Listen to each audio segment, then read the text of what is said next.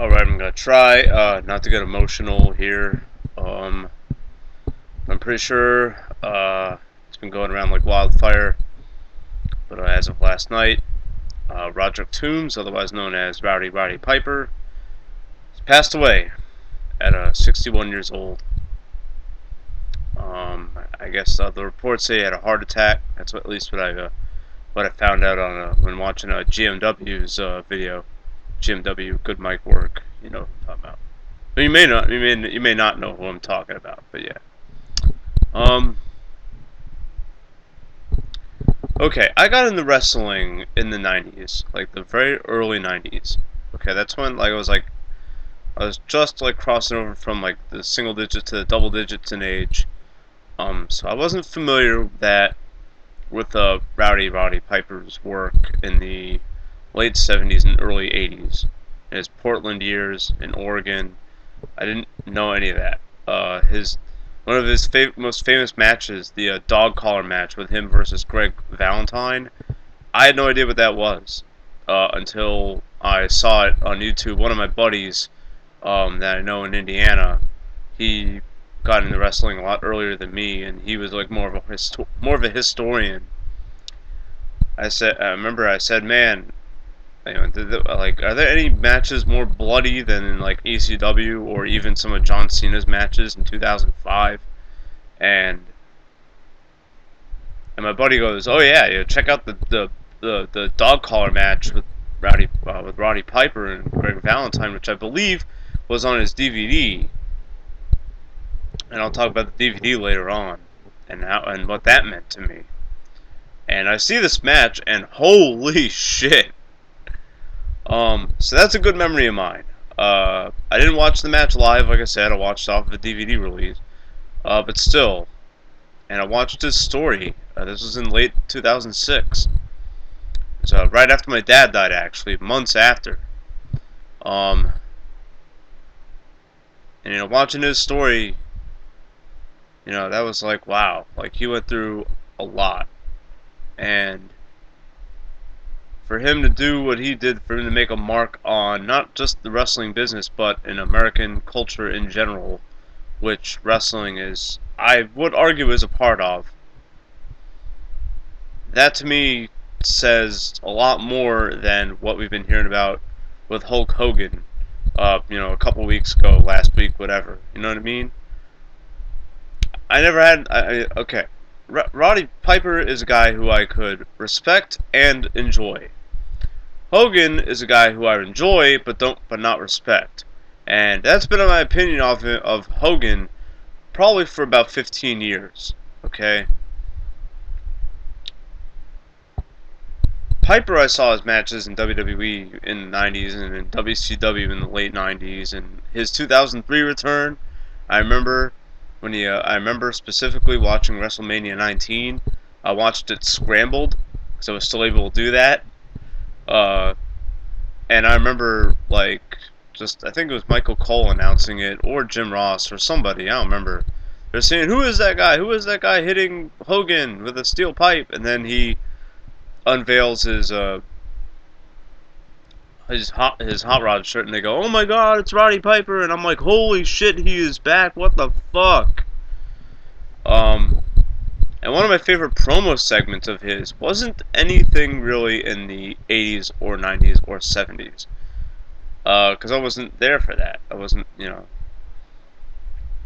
was right when TNA wrestling was beginning. It was like the tail end of 2002, and it was on YouTube. It was him just telling Vince Russo how horrible of a booker he was, how for every 100 ideas that he has, only one of them is like actually like would work in either wrestling or TV. And the crazy part about it, this is what makes me respect him the most. Okay, so up until his death, he was doing podcasts. Just like Steve Austin, just like Jim Ross, just like Taz, just like, who else does podcasts? Um, Jericho, just like Chris Jericho, a couple other wrestlers who I can't really name off the top of my head at the moment. I'm waiting for Raven to do podcasts. Imagine how awesome that would be. I'll talk about him later, and McFoley. Then him too. I'll talk about all those guys in just a few minutes. But let me get through this. He had Vince Russo on podcast, and I'm like, I click on this thing and I'm like, yo, this is gonna be bad. This is gonna be a shitstorm of a war of words that like a 2 hour like shouting match that is just gonna be horrible. And they were just sharing memories. And I go, okay, you hated Vince Russo with every fiber of your being in the late 90s and the 2000s, but yet a decade to 15 years later, you're coming on podcast and talking to him as if he's one of your buddies. The integrity that that shows to me speaks miles for anybody. More than I could think about anybody in my life, both people I know and famous people who I watch on TV and stuff like that. That's like if, let's see, who's a person who I despise really badly? I haven't really burnt any bridges with anybody who, you know, I've known for more than a year. I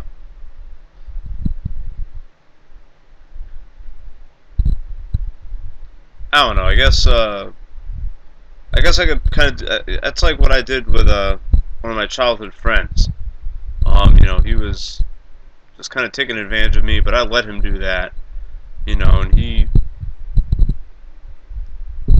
for a while he was like a toxic person, complained about a lot of things, had a very negative attitude. Um, but now me and him are like, it's like nothing's changed. You know what I mean? You know, so Piper's interactions with Vince Russo on his podcast, that taught me a lesson to always forgive but never forget. Um, so yeah, I'm never gonna forget him for that. I mean, yeah, that to me says that he's a really good person. Knows. See, Hogan didn't know how much clout he had. Okay.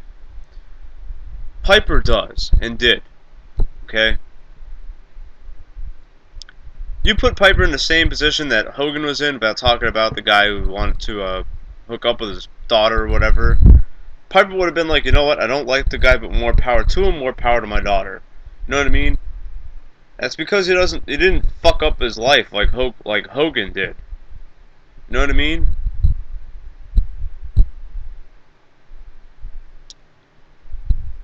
But yeah,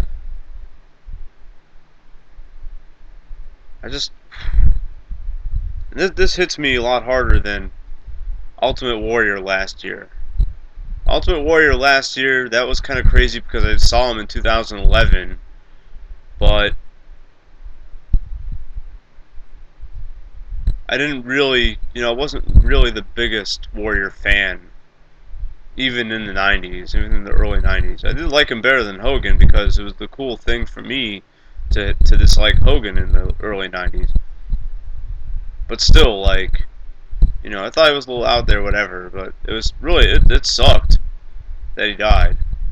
Same with Dusty Rhodes. I just remember him, you know, I just remember his promos and his programs with Ric Flair, and the fact that he was one of the head trainers in NXT.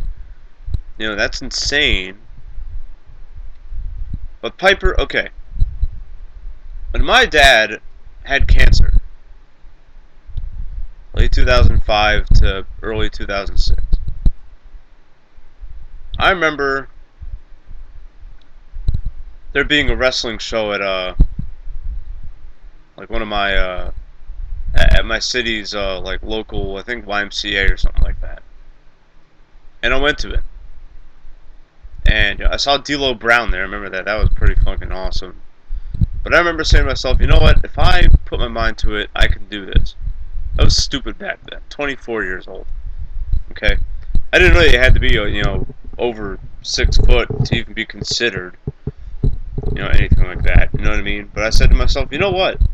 I think, and I remember listening to the promos, And I said to myself, you know what? I could probably do this better than them, at least with speaking, because that's when YouTube just came out. But there was still like, there was still like a whole bunch more. It was still a whole bunch of wrestling content on there, anyways. You know what I mean? And I followed pretty much since then. I followed 3 individuals when it came to speaking, when it came to promos. You don't hear that on these videos because for some reason I just can't bring it out. You know what I mean? I can't bring it out because I'm not speaking to anybody. You know what I mean? I'm literally talking to myself. But there are 3 people who I followed when it came to promos. I remember saying to myself, I say, okay, if I ever become a pro wrestler, I'm gonna speak like one of these 3 individuals: Raven, Mick Foley, and Roddy Pipe. So he was one of those 3 that I kind of idolized as at least on the speaking side in wrestling. Like work style would probably be one of those 3 actually. You know what I mean? But I'm a smaller guy, so I'd probably be forced to lose weight, and I'd probably be forced to work the high flyer style like Rey Mysterio and Finn Balor and Adrian Neville and stuff like that. But still, and I'll never forget. I will never forget this. So I borrowed the DVD, his DVD. In his DVD, I believe I need to rewatch it. But so if I'm wrong, then I'm wrong. I believe the DVD was recorded after they found out that he had cancer. And like I said, this was months after my dad died of cancer. And I think he said on the DVD, I'm not really sure, he said that, yo, if I have cancer, I'm gonna die, but at least, like, having all these fans here with me is gonna make me want to go to the treatment so I can live as long as I can.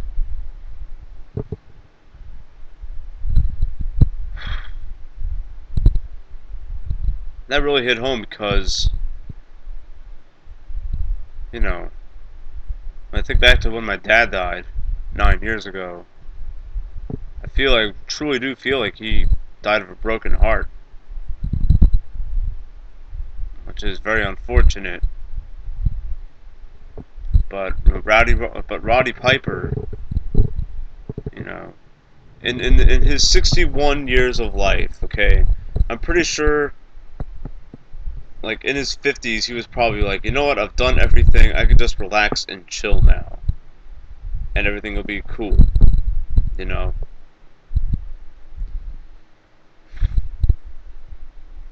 And there's plenty of people out there who they pass away and they don't have that.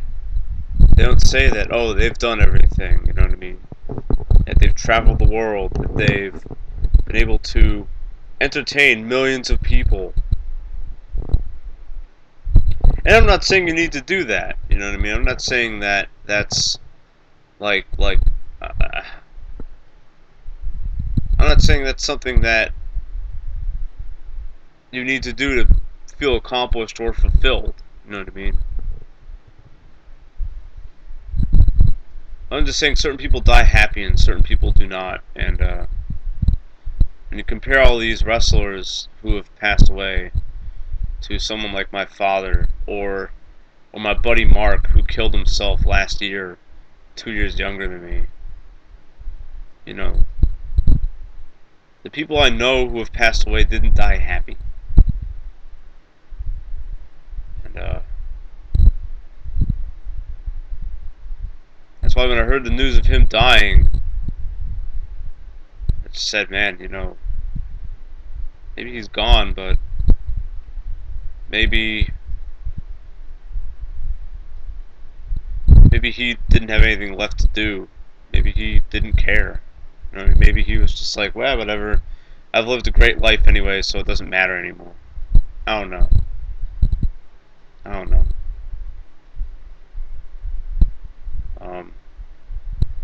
I mean, and you see, I've been so callous to deaths, not only in my family, but just the people who I've been entertained by and who I've been, I guess, emotionally stimulated by.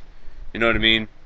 That I've kind of gone from getting crazy emotional to kind of analyzing uh, what was going on before their final moments. And in in Piper's podcasts, a lot of people were saying that he sounded like he was developing dementia, developing Alzheimer's. You know what I mean? And let's not insult anybody here. But could that have been possible? I think so. Because let's take a look at all these wrestlers who have been born in the 50s and the 40s. Okay? Back in the 80s, people didn't know what the effects were of all these painkillers that they had these wrestlers take. They were prescribed just like boatloads of painkillers. Here, you had a 30-minute match and your back hurts or your shoulder hurts or your hip doesn't feel right. Take like 5 of these painkiller pills. Don't worry about it. It's cool. It's prescription medicine. That can have an effect on somebody long term. That's why, as much as I dislike CM Punk, I'm kind of glad that he got out of the business at 35 years old, 36 years old, because he was on the same kind of different medications, same thing, but wasn't as strong. So he's probably going to live another 40 years. You know what I mean?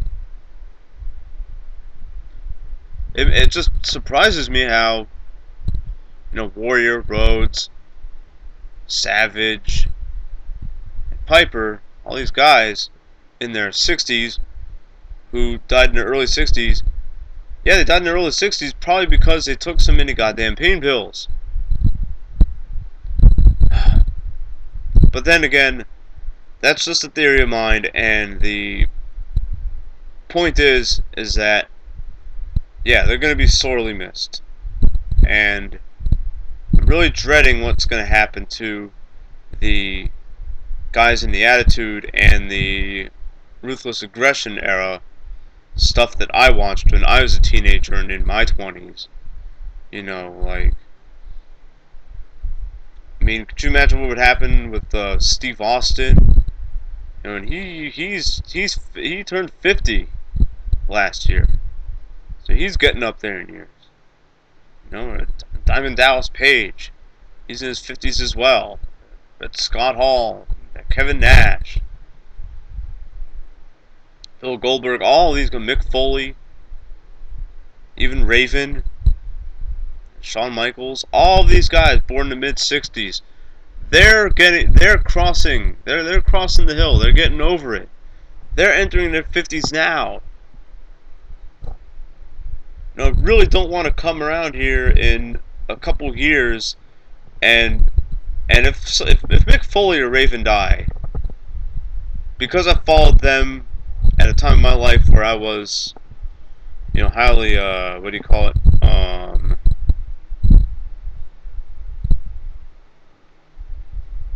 impressionable in my late teens and early 20s.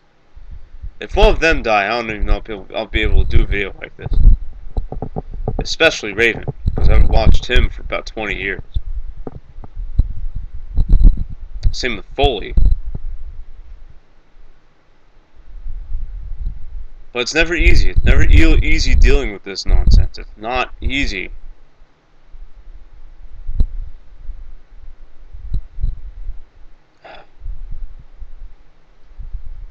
But it's just something you gotta go through. The fact that I'm kind of numb to this just makes me concerned for how I feel about things. I'm watching summer games done quick now, and a lot of really cool games have been played. And I'm just sitting there just like with a blank expression. You know what I mean?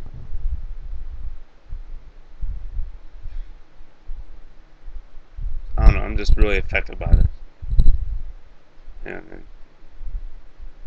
death of family and figures that you enjoyed watching and stuff. Like, just I don't know how much more of this shit I can handle without just completely shutting off. And I really do believe that's already happened. I mean, look at the viewers on my videos.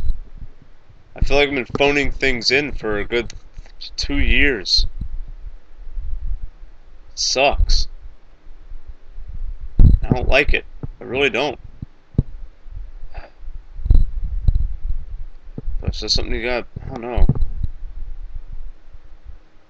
I don't mean to make this video about me, but people have been telling me, asking me if I'm depressed and stuff, and I go, yeah, maybe I am. You know? Maybe I am, because maybe it seems like every like 4 to 6 months, it's just like, oh, here, have someone like not close to you, but have someone who you felt for, who you enjoyed seeing and watching and being around, whether it in real life or on TV. Have a death in the family. Have a death somewhere. You know what I mean? It just makes, oh my god, it's equal parts frustrating, it's equal parts depressing. You know?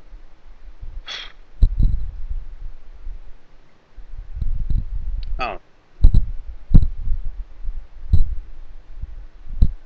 So, you know. So rest in peace, Roddy Piper. You're gonna be missed.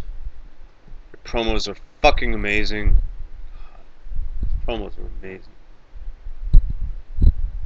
Segments are awesome. The Piper's Pit segments. I went back and watched a few of them back in the 80s when I wasn't really paying attention to wrestling. And holy shit, it makes me wish that I was 15, 10 years older. This way I could have enjoyed that shit when I was a teenager. Would have been awesome.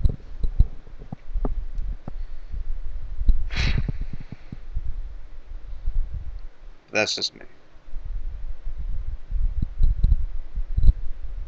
Alright. Yeah. I'm done. Thank you for watching and listening. We come back with some gaming videos probably later on today. I hope. I don't know. I'm probably not going to record today. I was gonna, but no, I'm not. I'm going to sound like shit today. I've been sounding like shit for a while recording my videos, and I really do apologize for that. But, and I'll have another announcement as well. Yeah, so that's all coming soon. Yeah, alright. I'll see you guys. Keep being awesome. Learn to love it. Peace.